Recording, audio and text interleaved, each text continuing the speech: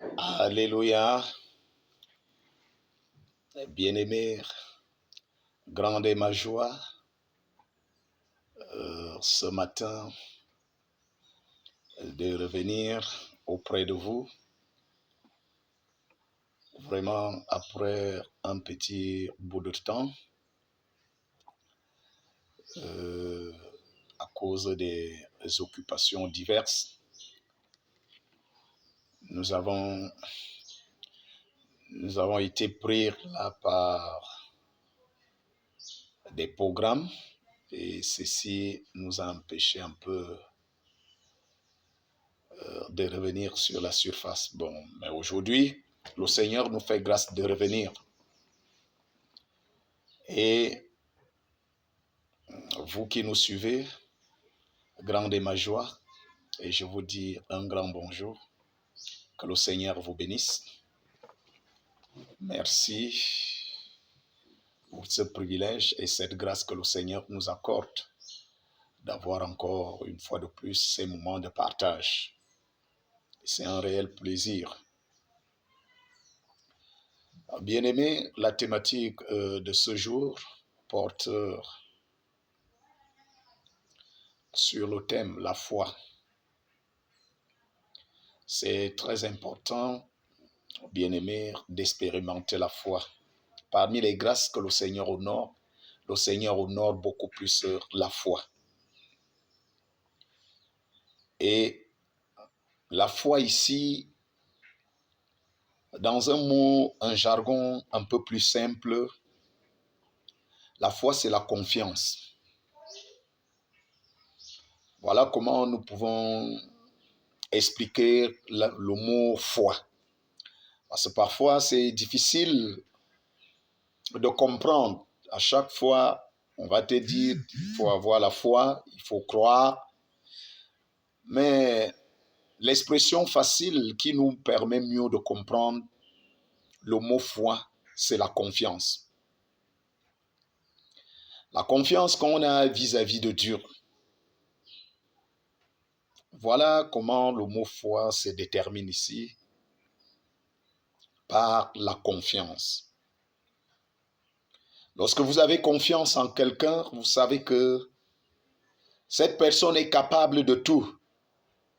Alors la situation que vous traversez n'est pas au-dessus de la personne, mais plutôt cette personne est au-dessus de la situation.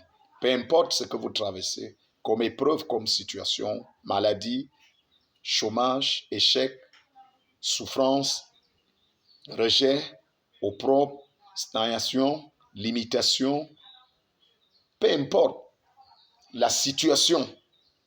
Mais nous voyons donc la foi, la confiance que vous avez envers votre Dieu vous permet d'être au-dessus. Et comment donc avoir la foi? La Bible nous dit que la foi vient de ce qu'on entend et ce qu'on entend vient de la parole de Dieu. Dieu a créé toutes choses par sa parole. Et maintenant, cette parole, qu'est-ce qu'elle me dit face à la situation que je traverse? Et maintenant, je fais foi à ce que la parole de Dieu me dit face à la situation, face au problème. J'ai intérêt à faire foi. J'ai intérêt à croire à ce que la parole de Dieu me dit. Une fois, j'ai la recette. Une fois, je sais ce que la parole de Dieu dit sur la situation. Allez, j'ai la solution à mon problème. La foi vient de ce qu'on entend et ce qu'on entend vient de la parole de Dieu. Quand j'écoute la parole de Dieu, c'est une chose d'écouter la parole de Dieu, c'est une autre chose de faire confiance à celle-ci, de croire à cette parole. Alors, lorsque je crois déjà à ce qui m'a été dit, automatiquement, il y a des résultats. Je vous ai dit que parmi toutes les grâces, la grâce que le Seigneur honore beaucoup plus, c'est la foi. Parce que nous sommes sauvés par le moyen de la foi. Nous sommes justifiés par les œuvres de la foi. La Bible dit que Abraham fut justifié par les œuvres de la foi et non les œuvres de la loi. Il fut justifié par les œuvres de la foi. Et la foi, c'est quoi? Une ferme assurance des choses qu'on espère, une démonstration de celles qu'on ne voit pas. Donc j'ai une ferme assurance, j'ai une ferme conviction que ce que la parole de Dieu me dit, oui, je crois et je sais que la chose va s'accomplir. Croire, c'est avoir. Croire, c'est posséder. Douter, c'est manquer. Douter, c'est être privé. Alors lorsque je crois à ce qui m'a été dit, lorsque je crois en Dieu, je crois en Dieu. Et je sais que Dieu a créé toutes choses par sa parole. Il soutient toutes choses par sa parole. Et je crois, je refuse de croire au contraire. Mais je crois que ce que Dieu dit sur cette situation, alléluia. Donc je suis déterminé, je suis engagé. Je ne veux pas le contraire. Je sais à ce que je sache ce que Dieu dit. Et la parole de Dieu est oui, amen. Et personne n'enlèvera cela en moi. Alléluia. C'est très important. Et la foi ici, ce n'est pas une religion. La foi, c'est une relation. Donc, nous allons beaucoup plus s'attarder sur la foi qui est une relation. La foi n'est pas une religion, mais la foi est une relation. Nous sommes en relation avec le Seigneur par le moyen de notre foi. Nous sommes en alliance avec Dieu. Et ce qui nous met dans l'alliance, c'est la foi. C'est notre foi. Nous avons parlé que la foi n'est pas une religion, mais elle est plutôt une relation. Alors, nous sommes en relation avec Dieu.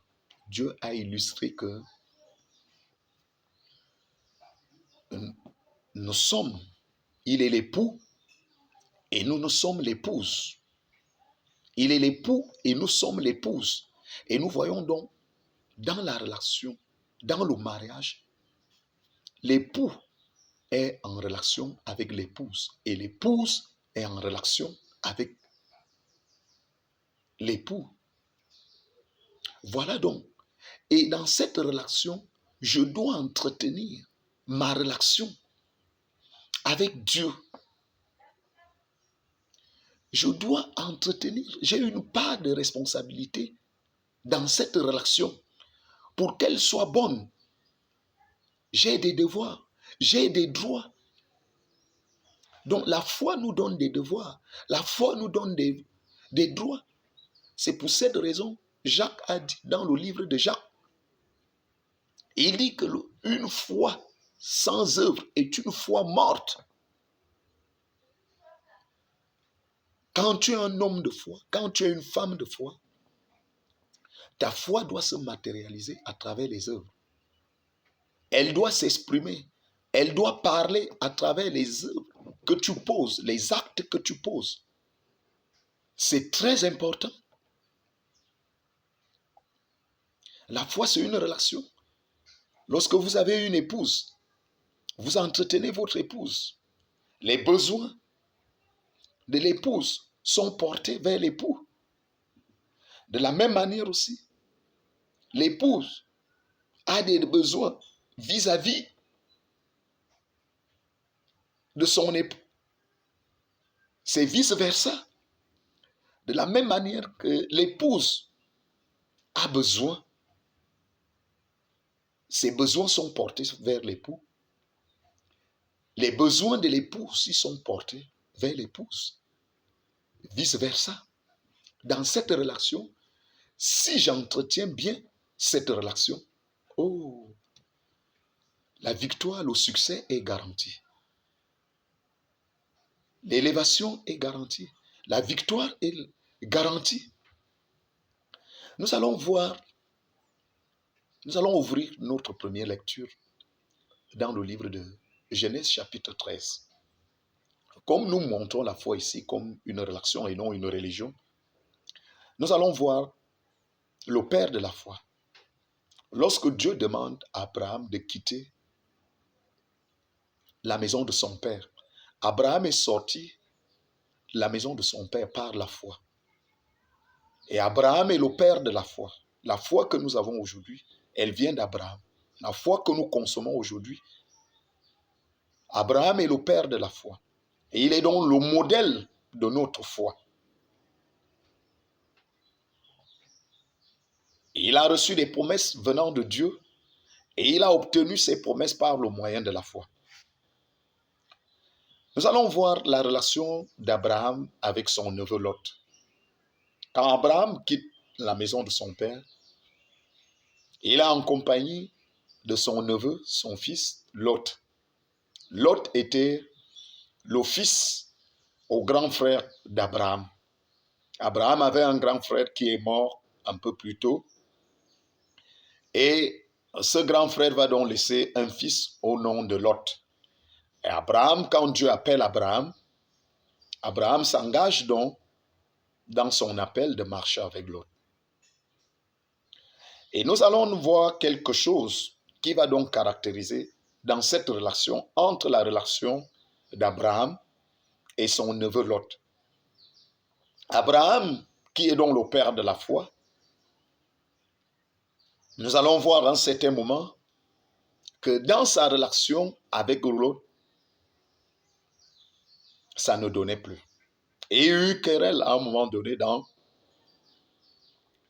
Genèse chapitre 13, versets 7 à 10. Au verset 7, la Bible nous mentionne qu'il y a eu querelle entre les bergers d'Abraham et ceux de Lot. Et voilà, maintenant, cette relation, elle ne sera plus bonne. Alors, ce cas, Lot était censé était aux côtés d'Abraham. Mais Lot n'a pas su entretenir la bonne relation entre le père de la foi et lui.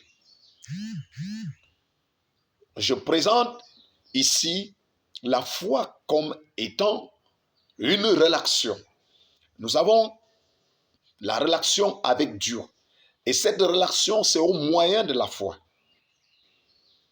Nous sommes en relation avec Dieu par le moyen de la foi. Et le père de la foi a un fils. Et nous allons voir comment l'autre ne parvient pas à entretenir la bonne relation avec son père. Abraham est le père de la foi.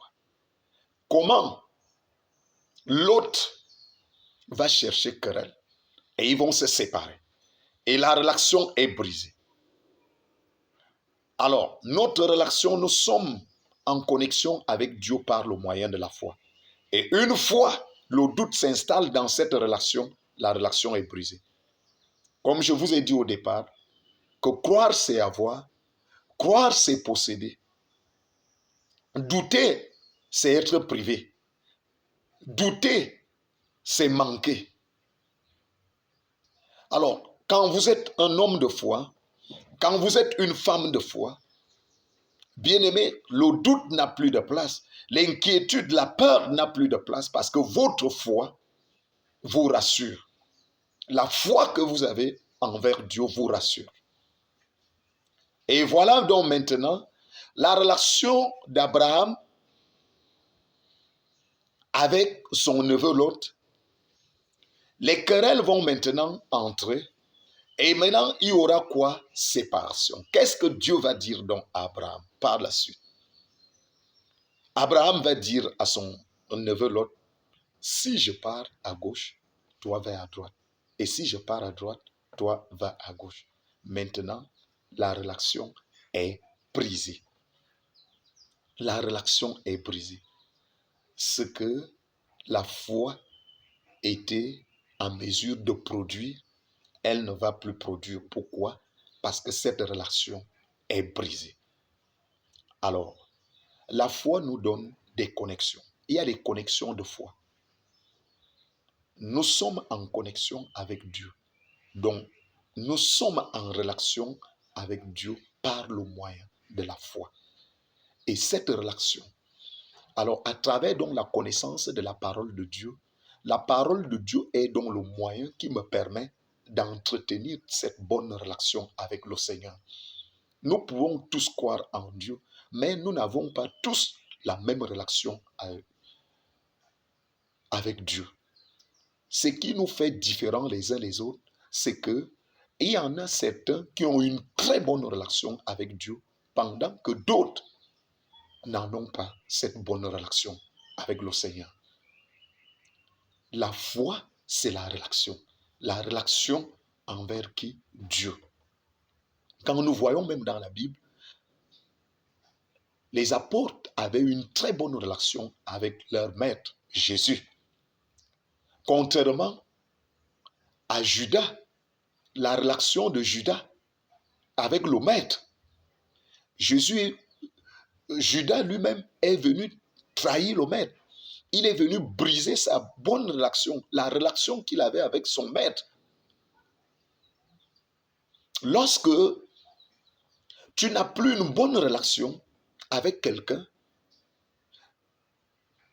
vous allez connaître des problèmes. Et il y a ceux-là qui ne savent pas entretenir des bonnes relations avec des gens, même dans la foi, envers les uns les autres.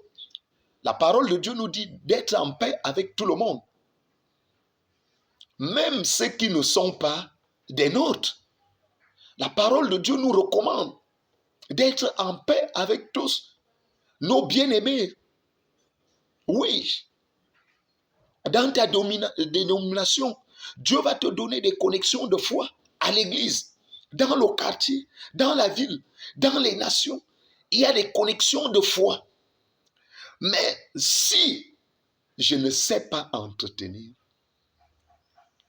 mes relations, j'aurai des problèmes. Parce qu'un frère peut me venir en aide. Un frère peut être une bénédiction pour moi. Une sœur peut être une bénédiction pour moi. Mon père peut être une bénédiction pour moi. Ma mère peut être une bénédiction pour moi. Donc la foi, c'est la relation. Dans le livre de Actes chapitre 9, quand nous voyons l'histoire, quand Jésus fait la rencontre de Paul sur la route de Damas, il va envoyer Paul vers un homme appelé Ananias. Mais quitte à Paul maintenant de tisser de très bonnes relations, parce que Paul n'avait pas des affinités avec Ananias. Mais Ananias était donc une connexion de foi. Mais dans cette connexion, donc, il revenait donc à Paul de renouer des très bonnes relations avec Ananias. Même dans le livre de Actes chapitre 10, nous voyons toujours lorsque Corneille était en train de prier et subitement un ange va apparaître à Corneille et cet ange va dire: envoie des gens à Joppé, appelez Pierre. Mais maintenant, lorsque l'ange te donne des connexions, lorsque Dieu te donne des connexions de foi, c'est une chose que l'ange te donne une connexion. C'est une chose que l'ange, Dieu te donne une connexion. C'est une autre chose de renouer une très bonne relation avec cette connexion. L'une des choses qui caractérise parfois certaines personnes, qui justifie l'échec de certaines personnes, c'est la manière que ces derniers entretiennent les relations avec leurs plus proches. Alors, si une personne est pour toi une personne de bien, une connexion que Dieu envoie à ta direction, comment tu entretiens tes relations? Comment tu entretiens ta relation avec ton père spirituel? Comment tu entretiens ta relation avec ta maman, avec tes parents, les personnes qui sont des connexions de foi que Dieu a mis à ta disposition. Bien-aimé, c'est très important. Qu'est-ce qui justifie ton échec? Qu'est-ce qui justifie ton problème? Cette maladie, cet échec, tes malheurs. Tes malheurs, ce rejet est dû à quoi? L'une des choses que le diable sait souvent faire, quand il sait que tu as des connexions, et des bonnes connexions, qui peuvent changer ta situation, qui peuvent changer ta vie, il va mettre en mal ces connexions. Il va chercher à créer la confusion dans tes relations, dans tes connexions. Beaucoup souffrent aujourd'hui parce qu'ils n'ont pas bien entretenu leurs connexions. Et ces connexions même viennent de Dieu. C'est Dieu qui t'a donné cette relation. Mais comment tu entretiens cette relation? C'est Dieu qui t'a ouvert cette porte. La porte que Dieu, le Seigneur, peut t'ouvrir. Ça peut être, il te donne un père spirituel. Il te donne un frère qui va t'aider, qui va te soutenir dans la marche chrétienne. Mais toi, tu ne vois pas des choses comme telles. Tu vas mettre plutôt en mal cette bonne relation. Tu vas enterrer cette bonne connexion. Comment tu entretiens tes relations? Même avec ton pasteur, même avec tes plus proches, même avec ton entourage. Un voisin peut être une bénédiction pour toi. Dieu peut t'envoyer dans un quartier afin de te donner un voisin et que ce voisin soit pour toi une connexion qui va t'ouvrir des grandes portes. Mais comment tu entretiens ces relations? Vous voyez, Abraham, avec son fils, le fils va commencer à chercher querelle avec le père de la foi. Or, il a oublié une chose, Abraham était en alliance avec Dieu. Et Dieu avait dit quelque chose à Abraham que l'autre a perdu de vue. Que celui qui te bénira sera béni et celui qui te maudira sera maudit. Et voici l'autre qui va se permettre à chercher querelle au père de la foi. Il y a des personnes avec qui tu ne dois pas discuter. Il y a des personnes avec qui tu ne dois pas chercher à mettre en mal ta relation. Comment tu entretiens tes relations? Comment tu encadres ta relation, même avec ton mari? Comment tu entretiens ta relation, même avec ta femme? La foi, c'est la relation. Et la manière que j'entretiens ma relation avec mon épouse comme, avec ma femme, avec mon époux comme. La relation, comment j'entretiens ma relation avec mon frère dans la foi, ma sœur dans la foi. Parce que cette sœur, elle est pour moi une bénédiction. Elle est pour mon frère une bénédiction. Alors, tout ne dépend pas de Dieu, tout dépend aussi de moi. Comment je comprends la chose? Comment je suis appelé à entretenir ma relation avec ceux qui sont tout autour de moi? Et là, la sagesse intervient aussi. Alléluia. La Bible nous montre l'histoire dans 2 Rois chapitre 2, verset 1er au verset 14. La relation d'Élisée avec Élie. Élie était le prophète et Élisée était son fils. Élisée a entretenu de très bonnes relations avec Élisée pour hériter la double portion, l'onction d'Élie. Élisée avait quelque chose. Il avait besoin de quelque chose auprès de son maître. Mais maintenant, pour obtenir ce dont il avait besoin, c'était lié à comment il devait nouer de très bonnes relations avec le prophète Élie. Élie qui était son maître. Bien-aimé, c'est très important. Nous sommes en fin d'année. Il y a des personnes qui sont pour toi, des bonnes personnes, des bonnes connexions, que tu dois chercher à faire la paix avec ces personnes. en fin d'année. Peut-être au début de l'année, ça n'a pas donné. Ce n'était pas ça. C'est chacun qui regardait dans sa direction. Mais la foi qui est dans une relation, la foi répare l'irréparable. La foi rend l'impossible possible.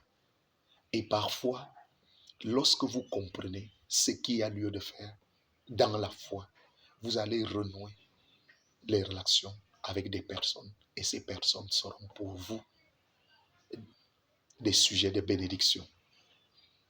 Il y a ceux qui sont privés de bénédiction tout simplement parce qu'ils ne savent pas entretenir leur bonne relation avec leurs proches. Parfois, certains échouent dans le foyer. Plusieurs personnes échouent dans le foyer tout simplement parce qu'ils ne savent pas renouer des bonnes relations avec leurs partenaires. Même dans les affaires, pour réussir dans les affaires, il faut avoir des bonnes relations avec les partenaires d'affaires. Il faut chercher à renouer de très bonnes relations avec ses partenaires d'affaires. Même dans le ministère, pour réussir dans le ministère, il y a des connexions. Il y a des connexions qu'il faut chercher à avoir des très bonnes relations avec ces connexions d'expansion, les connexions d'élévation. Il y a les connexions d'élévation, il y a des connexions de grandeur. Dieu peut te connecter à quelqu'un, mais c'est une chose d'avoir dans cette connexion, c'est une autre chose d'entretenir une très bonne relation avec cette connexion. Enfin, maintenant, la très bonne relation que vous allez renouer, cette bonne relation que vous allez renouer, elle va vous permettre à des résultats inattendus, à des bons résultats, au succès, à l'excellence. Lorsque Dieu envoie Corneille vers Pierre, il envoie Corneille vers Pierre. C'est à travers Pierre que Corneille a été baptisé du Saint-Esprit. Corneille n'avait pas encore expérimenté le baptême du Saint-Esprit. Mais il a fallu cette bonne relation. Corneille a entretenu la bonne relation avec Pierre. Pierre, pareil aussi, a entretenu cette bonne relation. Et Pierre a expérimenté ce qu'il n'avait jamais expérimenté. Ou les païens expérimentent aussi le baptême du Saint-Esprit. Et c'était la toute première fois. Donc ça a été encore pour Pierre une autre expérience. D'où ça a voulu même créer des conflits entre les apôtres. Autant que Pierre a expérimenté quelque chose de nouveau, autant que Corneille a expérimenté quelque chose aussi de nouveau. Donc, bien aimé, quand une relation est bien entretenue, quand elle est bonne, elle produit des résultats inattendus. Ces résultats qui vont presque surprendre tout le monde. Comment tu entretiens les relations avec les partenaires de la foi? Ces connexions de foi que le Seigneur te donne. Est-ce que c'est toi-même qui les gâte? Est-ce que c'est toi-même qui les détruis? Même dans le ministère, Dieu peut t'appeler dans le ministère pour que ton ministère excelle. Il te donne les connexions de foi dans le ministère. Il peut te connecter à un autre pasteur, il peut te connecter à un autre prophète. Aujourd'hui, nous voyons beaucoup se font des barrières dans le ministère et éprouvent tellement de difficultés pour réussir dans le ministère.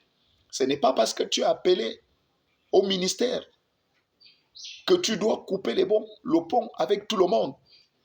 Nous voyons aujourd'hui plusieurs personnes ont de la peine à accepter les ministères des autres, ont de la peine à accepter les dons des autres. Ce n'est que eux. Ce n'est que eux. Tout ce qu'ils font est bien. Mais ce que les autres font, ce n'est pas bien. Et même si Dieu venait à parler à ces derniers, l'orgueil va constituer des barrières. Nous voyons pour d'aucuns, ta dénomination est plus que les autres. Il ne faut pas en parler d'une autre dénomination. Il ne faut plus en parler d'un autre homme de Dieu. Il ne faut plus en parler d'un autre prophète. C'est ton prophète qui est le seul prophète. Et maintenant, ça constitue des barrières, des blocages. On ne veut plus en parler. Alléluia. Il y a les connexions de foi que le Seigneur lui-même va te donner. Et sois humble d'accepter les connexions qui viennent du Seigneur, que le Seigneur t'accorde. Et cherche à avoir de très bonnes relations avec ces derniers. Entretiens de très bonnes relations avec les connexions qui te viennent de la part du Seigneur. Dans le monde des affaires, on ne peut pas réussir dans les affaires si on n'a pas de bonnes connexions. Et si on n'a pas de bonnes relations avec les partenaires d'affaires. Ce qui justifie parfois l'échec de certaines personnes parce qu'ils ne savent pas entretenir, ces derniers ne savent pas entretenir les bonnes relations avec les autres. Comment tu vois les autres? Quelles sont les relations, les rapports que tu as avec les autres? Quelle est même ta relation que tu as avec le Seigneur? Oui, c'est une chose d'aller à l'église. C'est une chose de prier. C'est une chose de gêner même. Mais quelle est ta relation avec le Seigneur? Comment tu entretiens ta relation avec le Seigneur? Comment tu entretiens ta relation avec tes frères, tes sœurs? Quelle est ta relation avec ton pasteur? Quelle est ta relation avec son épouse? Quelle est ta relation avec tous ceux qui sont tout autour de toi? Comment entretiens des relations? Comment tu entretiens des relations avec les autres? Comment tu vois les autres? Des personnes que Dieu envoie tout autour de toi, qui sont aussi des connexions de foi, que Dieu peut se servir pour décanter cette situation. Quelle est l'approche que tu as avec ces personnes? Comment tu les vois? Dans ton cœur, quel est le jugement que tu les portes? Alléluia. Bien-aimé, lorsque Dieu envoie Paul vers Corneille, Paul était connu de tous qu'il était un persécuteur de l'évangile. Et Ananias va même le rappeler. Quand Dieu envoie Paul vers Ananias, Ananias va rappeler au Seigneur, à Jésus, que souviens-toi de ce que cet homme fait à tes oins. Mais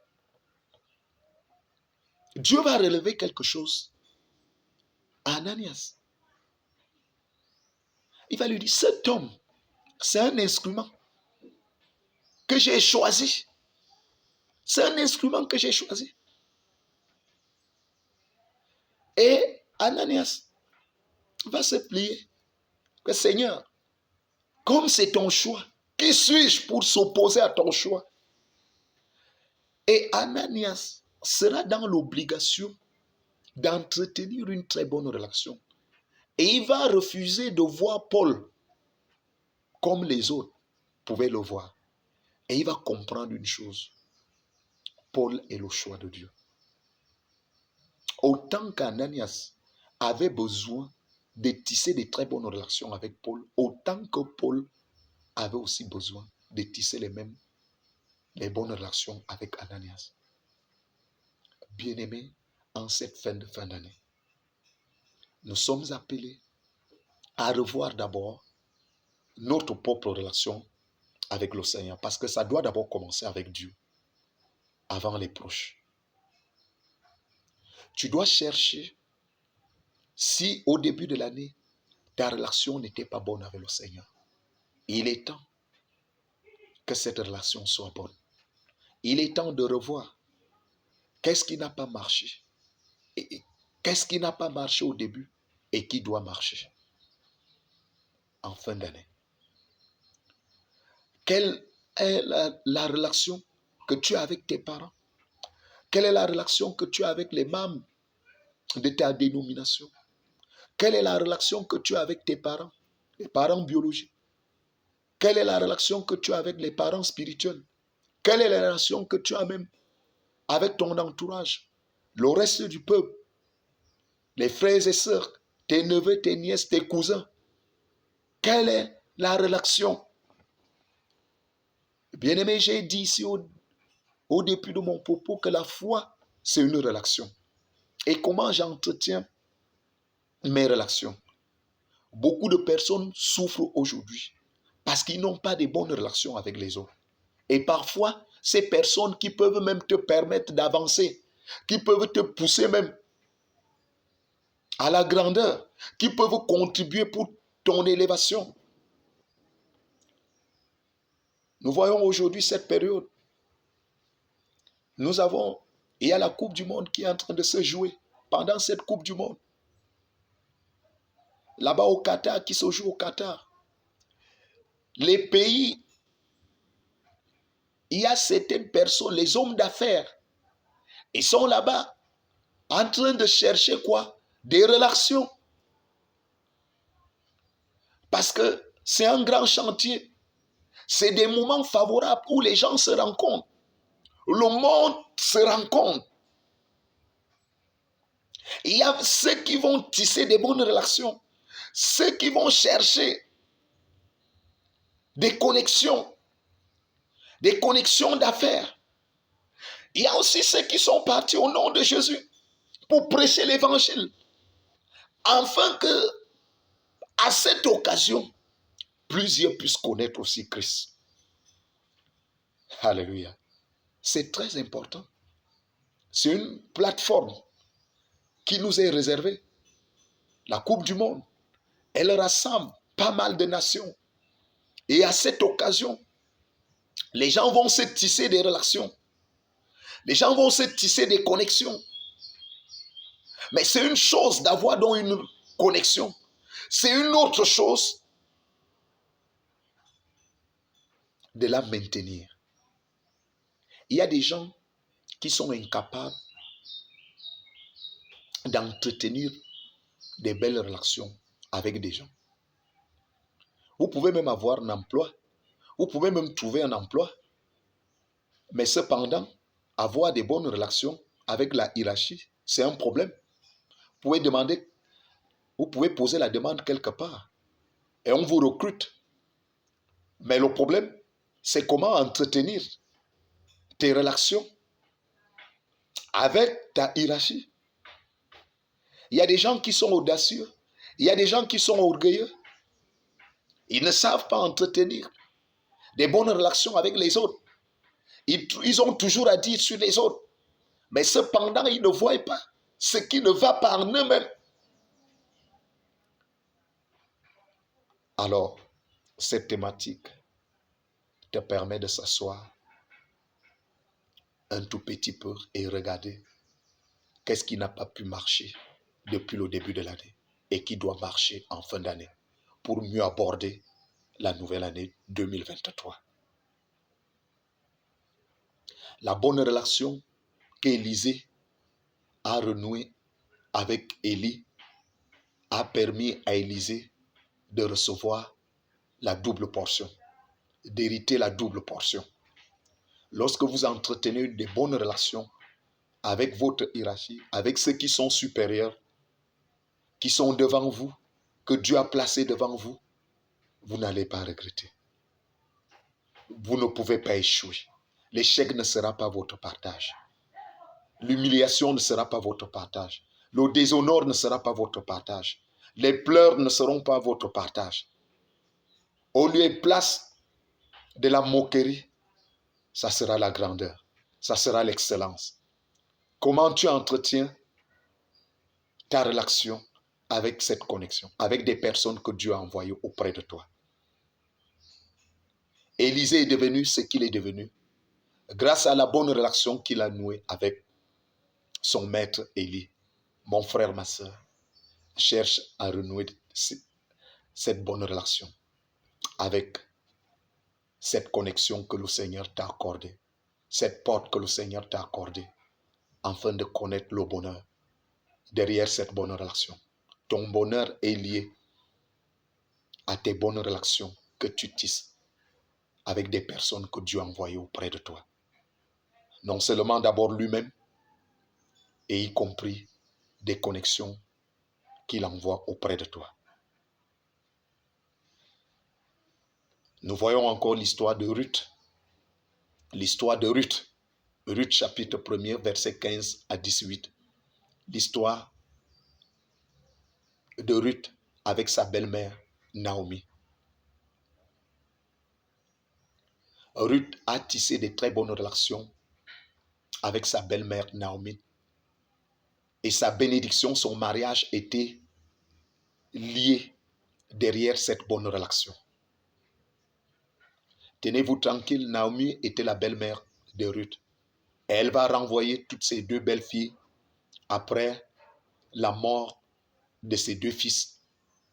Elle avait des belles-filles, elle va les renvoyer chez elle. Mais Ruth va s'accrocher à sa belle-mère. Elle va dire quelque chose de fondamental à sa belle-mère. Ton Dieu sera mon Dieu. Ton peuple sera mon peuple. Là où tu vas, j'y serai. Là où tu poses le pied, je serai avec toi. Elle était engagée à être avec sa belle-mère. Elle ne voulait pas se séparer de sa belle-mère. Et tenez-vous tranquille, cette bonne relation qu'elle a tissée avec sa belle-mère, Ruth a épousé le plus riche du peuple. Derrière sa bonne relation qu'elle a tissée avec sa belle-mère. Donc sa belle-mère était quoi pour elle? Elle était une bénédiction. Et l'enfant a compris, Ruth a compris une chose. Aussi longtemps que je serai attaché à ma belle-mère, aussi longtemps que ma relation, elle sera bonne avec ma belle-mère, Dieu se souviendra de moi. Bien-aimé, parfois même si tu ne tisses pas une bonne relation avec Dieu, elle va même se justifier à travers même tes relations, même physiques, à travers même ton entourage, à travers même... Parce qu'à partir du moment où ta relation n'est plus bonne avec le Seigneur, même tu vas voir que quand elle est mauvaise, elle sera même mauvaise, même avec ton épouse, même avec ton époux, même avec tes enfants, même avec le reste du monde.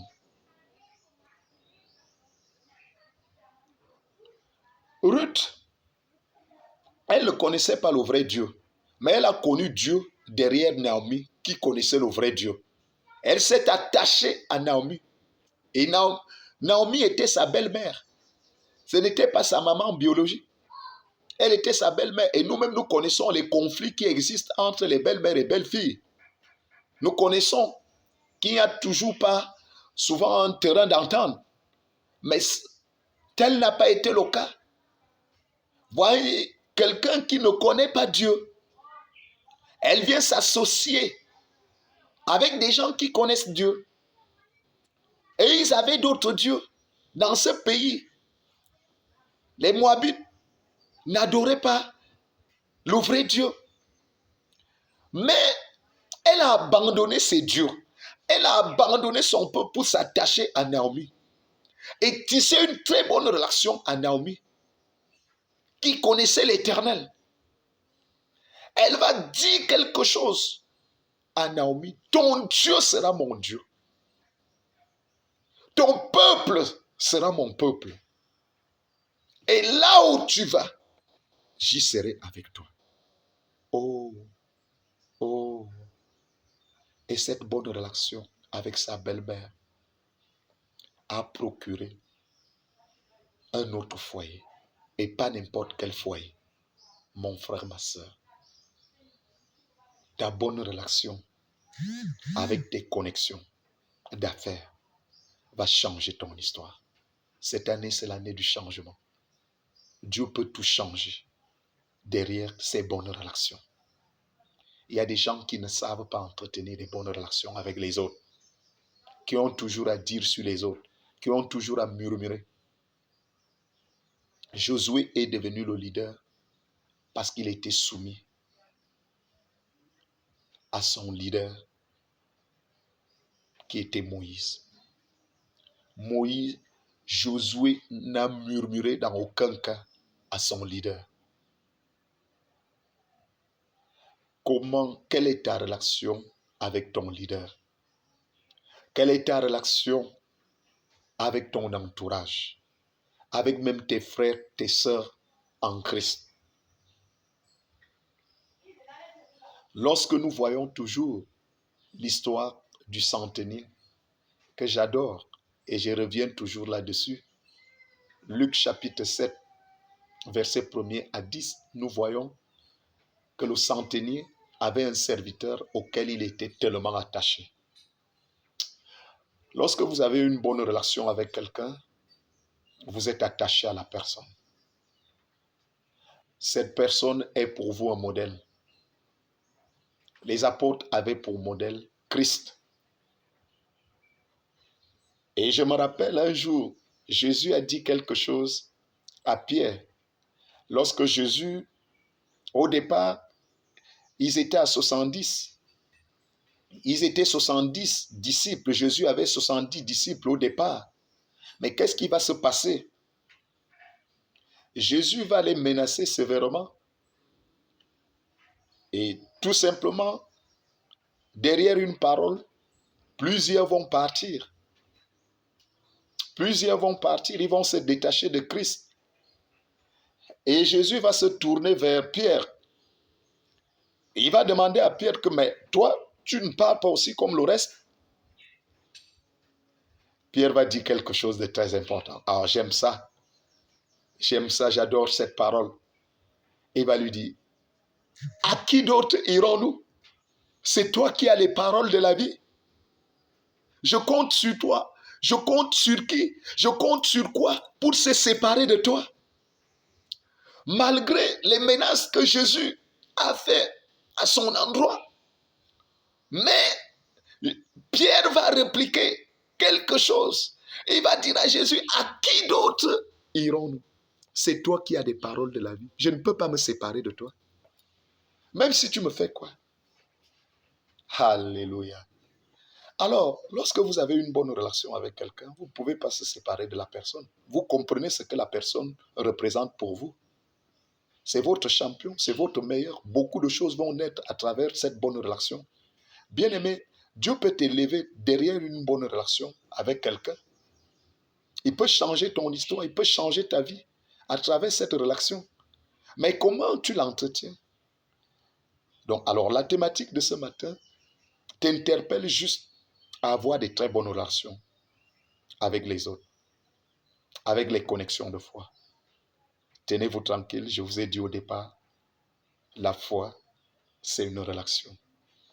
Vous voyez, ce centenier était tellement attaché à son serviteur, de même que le serviteur était attaché à son maître. Et lorsque ce dernier est tombé malade, au point de mourir, mais cette bonne relation qu'ils avaient l'un à l'autre a fait naître la vie. Les bonnes relations que nous avons les uns les autres donnent naissance à la vie. La bonne relation que Marie a eue avec le Saint-Esprit a donné naissance à Jésus. La bonne relation que Jésus avait envers son Père, cette bonne relation. Il dit, le Père est en moi et je suis en lui. Lui et moi, nous sommes un. Et tout ce que je fais vient de lui. Je ne fais rien sans l'aval de mon Père. Lui et moi, nous sommes un. Cette bonne relation, la foi, c'est la relation. Et Jésus nous a montré cette relation. Il nous a illustré cette bonne relation avec son Père. Parce que tout ce que le Fils faisait venait du Père. Alors mon frère, ma soeur, la foi n'est pas une religion, mais la foi, c'est une relation. Et des bonnes relations avec ton entourage. Que le Seigneur te bénisse. Ma prière en cette fin d'année est derrière cette thématique, que toutes ces relations qui étaient gâtées soient réparées. Toutes les relations qui étaient gâtées soient réparées au nom puissant de Jésus-Christ. Au nom puissant de Jésus. Que les mauvaises relations, que l'irréparable soit réparé. l'impossible soit rendu possible. Au nom puissant de Jésus, tout ce qui était gâté, ta relation avec Dieu, qu'elle soit réparée. Ta relation avec ton époux, ta relation avec ta hiérarchie, ta relation avec tes leaders soit réparée au nom puissant de Jésus. Ta relation avec le prophète, elle soit réparée en cette fin d'année et que tu entres dans cette nouvelle année avec joie, avec victoire, au nom de Jésus de Nazareth. Que le Seigneur vous bénisse. Je suis le référent prophète Abraham et je réponds. Mon numéro WhatsApp, le 6 83 00 51 51 6 83 00 51 51. Que le Seigneur vous bénisse. Aujourd'hui est meilleur et demain sera encore plus meilleur. Ciao. Amen.